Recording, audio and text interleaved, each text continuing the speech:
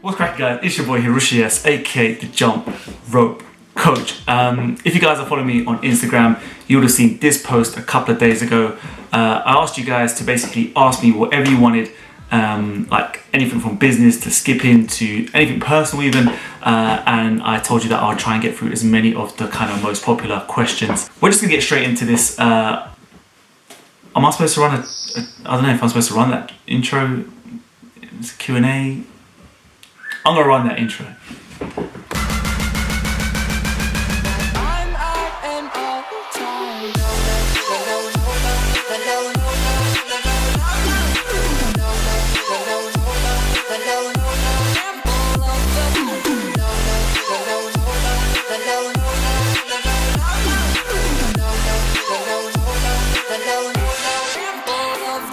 Right, welcome back, guys. Okay, so I've got all the questions here.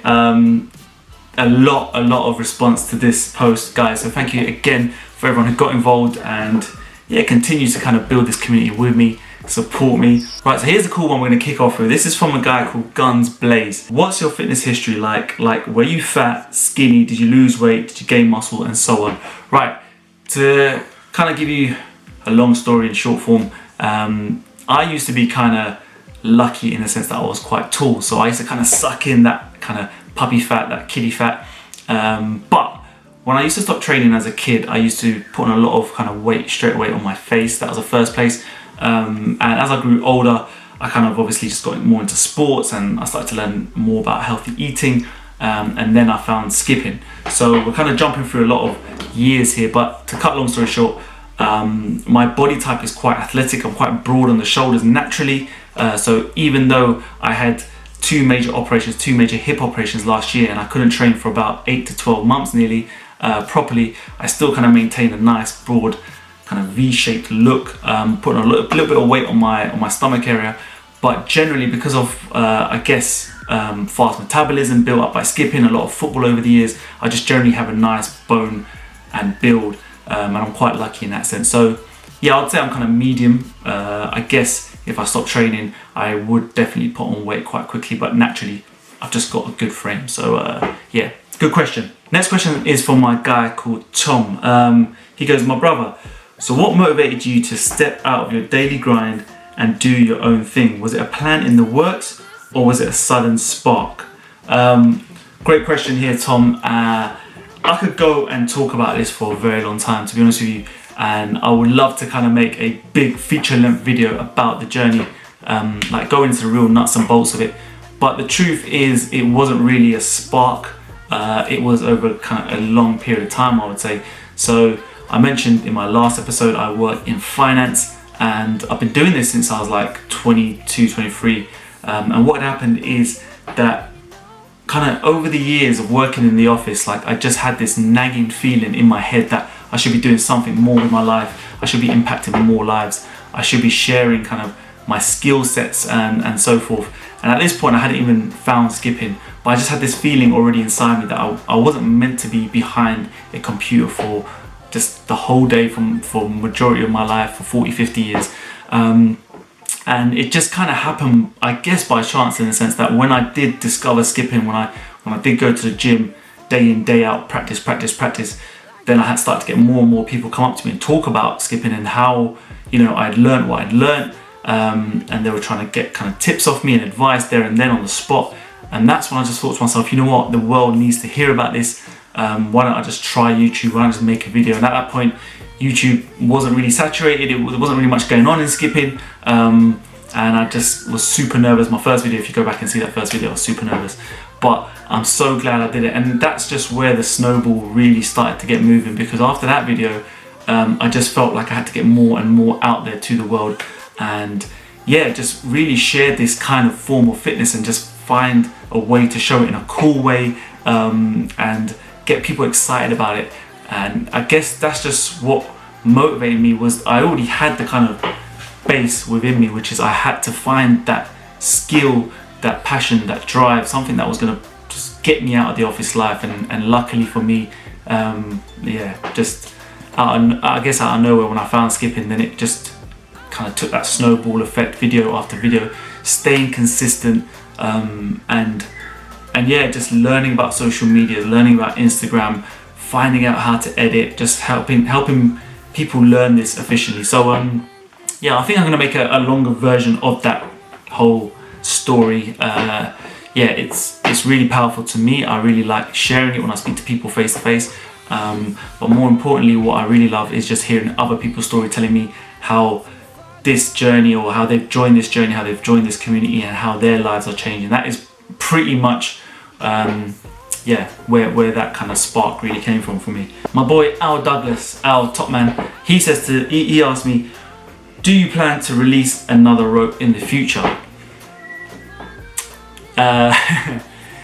You know what, like, all I ever do is think about ropes. All I ever do is think about what can I do to change the game even further. When I brought out the money rope, the design, everything that went into it, literally hand drew that rope. We modified it. We took previous versions of ropes out there on the market. We improved it.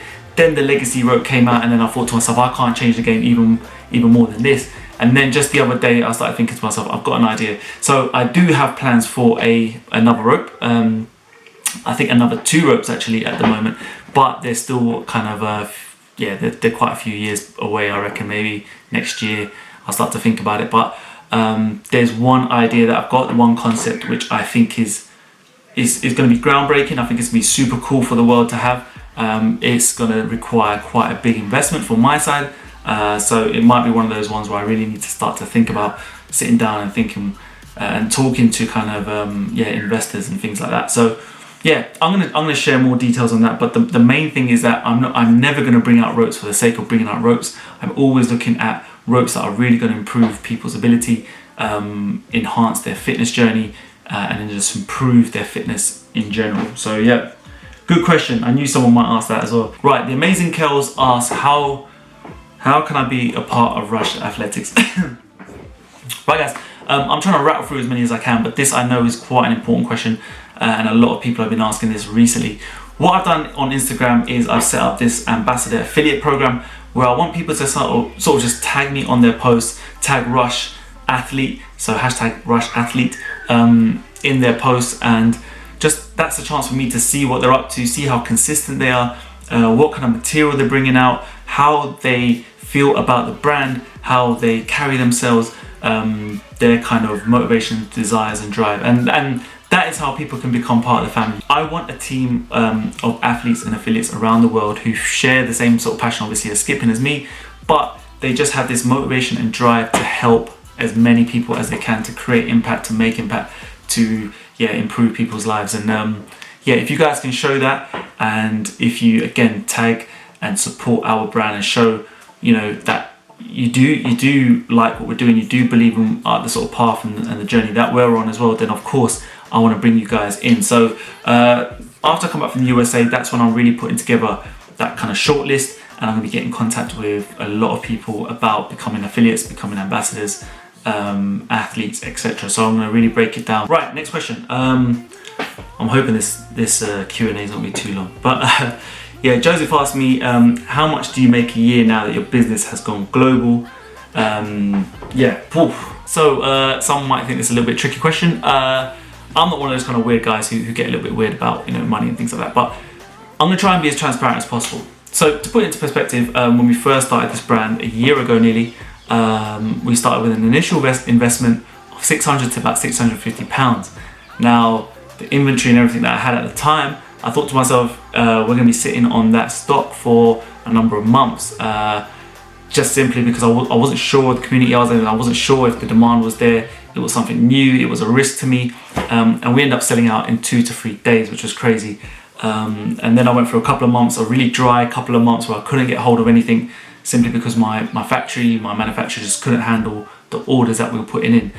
Fast forward to today, where we've turned that £600 into literally kind of 6 figures now. The revenue has surpassed the 100,000 mark, which is unreal. But that is revenue, guys, that's not profit. Obviously, there's a lot of costs involved, there's a lot of time, there's a lot of expenditures in so many different areas.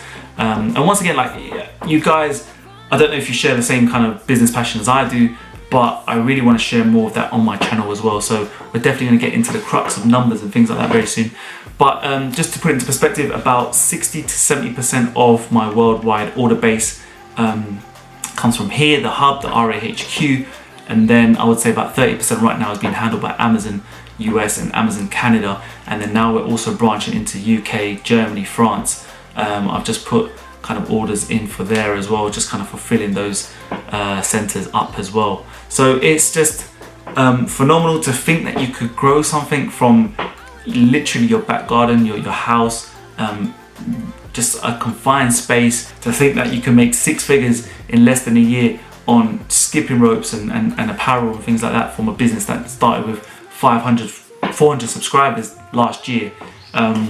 You know, it's mind-blowing. So there's a lot of time, there's a lot of effort, and yeah, I'm gonna definitely break some more numbers down for you guys so you can understand more of the business. But yeah, that's where we're at the moment. Joseph, thank you for that question. Right, Katrina asks, what was your most satisfying trick for you to learn? Most satisfying trick was definitely the double under crossover, both ways, kind of the Mayweather style, and yeah, the kind of uncross cross style as well. That trick, literally, I smacked myself silly for about 4 to 5 months trying to get that trick. Bearing in mind there was no real tutorials on it. I just had to self-teach myself. It was all self-taught basically, and it just took me forever. It felt like just hours and hours. And yeah, I was obsessed. A lot of people talk about meetups. I'm going to be coming to various countries: Toronto, Belgium, so many different countries. 2019, guys, very quickly, I'm planning some kind of world tour, hopefully. A lot of things in the pipeline, but obviously I'm constrained by my full-time job, but we're going to try and make something happen. We're going to start this tour. We're going to start some sort of, yeah, you just comment below, as always, let me know what country you guys are from, and that gives me an idea where I can start to plan. Right, next question. It's quite a meaty one, this one. I don't know how long it's gonna take, but it's from my guy called Arun. He says, how are you able to manage your own business, video logs, IG, YouTube, considering that you work full-time as well? Great question, and I feel like a lot of you out there who are working full-time, this is a lot of people's #1 excuse for not actually pursuing what they really want to do, what makes them happy in life, which is, oh, I've got a full-time job, I just don't have the time. When I come home, I'm too tired. Listen, you need to get that shit out of your head. Like, you do have time. If it is really something you're passionate about, you will make time. Let me tell you something. Like, for the last 12 months, 13 months since I've come off the back of my operations last year, I have literally only slept, I would say on average, about 5 hours a day for the last 12 months straight. And that's simply because by the time I come back from work, which is around about 7 or 8, I'm straight on the grind. Like, I have to get back to manufacturers, I have to do my product design, I have to do orders with Gigi, we're doing customer service together. There's so much going on. There's brand development, there's then kind of influencer marketing, there's marketing on YouTube, there's editing for YouTube. This is just hours and hours of work, and of course I can make it a lot more efficient. I can hire people here and there, but when you're first starting out, you want to try and make sure you can limit those costs, you can keep those costs down, which allow you to actually grow as a company. So everything that I've made, that revenue that I mentioned to you before, that's all been pushed back into the business, that's been reinvested. I'm not someone who buys flash, fancy things. You've seen me talk about cars and joke about things like that. But I know the value of what I'm trying to put out in this world, and I know that it takes hard work. It's not just come overnight. There's no such thing as overnight success, guys. All it comes down to is hard work. Do I structure my days? Not really, I would be honest with you. I just have an idea of what I need to get done for the weekend. That's why most of my videos or tutorials come during the back end of the week, towards the end of the week.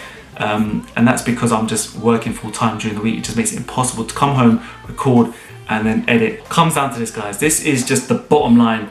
And it sounds so cliche, but I don't give a shit. Like, you just need to hear it. Like, if you're passionate about something, if you have a hobby, if you have something that you need to share with the world, don't use your work or your day job as your excuse. Your day job is your #1 investor. The reason why I can start this business is because I'm getting paid for my day job. So just see it as that. See it as though that is going to be your investor. You're going to put that money into this hobby, into this passion. You're going to buy your camera, you're going to buy your equipment, you're going to get up and running. and that's literally what I did. So there's just no structure, there's no formula, everyone's different. How do you do everything during the day? You just work hard, you work your fucking socks off, guys. That's as simple as that. Excuse my French there. What kind of product do you use for your hairstyle? I think it's a serious question. I use VO5 Stronghold Gel. I might have to do a hair tutorial one day on my channel. I'm not even joking. But yeah, I do take pride in how my hair looks today. I've just got it tied up. But anyway. Okay. I think, right, last question. I'm gonna do this last question. Why is your signature look with glasses? No hate, I actually rate it, but just curious. That's from my guy Tom Ruffle. Right, cheers Tom. I have addressed this somewhere along the line, I believe in one of my vlogs, but it's worth bringing it out there for the new supporters who wonder why the hell this guy is wearing sunglasses indoors. Right, a couple of reasons. The sunglasses came about really kind of out of fluke. It was just one of those things where I guess when I put them on and I recorded a video, one of the videos with them on, it might have been a sunny day maybe, but something about it just hit me and I thought to myself, that is the look, that is what is just this channel is going to be all about. It's going to be cool. I feel that it has this kind of connection with the brand and what I'm trying to showcase about skipping, which is this kind of slick, just yeah, ultra different kind of look.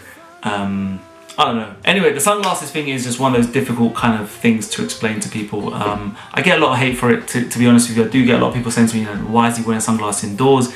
He looks like a this and he looks like a that. I don't really care, to be honest with you, what people think. I just feel comfortable, and that's the main thing. And whenever you guys feel comfortable, whatever makes you feel happy, do it. Don't care what people say. This is what I want to showcase as my brand and my look. So yeah, the sunglasses will stay for a little while longer. Right, okay, I'm gonna wrap things up there. I have a lot to edit. I feel like I have about 30 minutes of chit chat, which I feel not a lot of you are gonna sit through. And I don't even know why I'm even still talking. I hope you guys enjoyed that Q&A. Please give it a big thumbs up. Comment down below as well if there's any other questions that I missed, any big questions, and I'll get back to you. Tutorials coming up very soon as well, guys, so stay tuned for that. I can't stop smiling. I'm feeling happy today, guys. Anyway, take care of yourself. Skip the treadmill. Stay safe. Peace.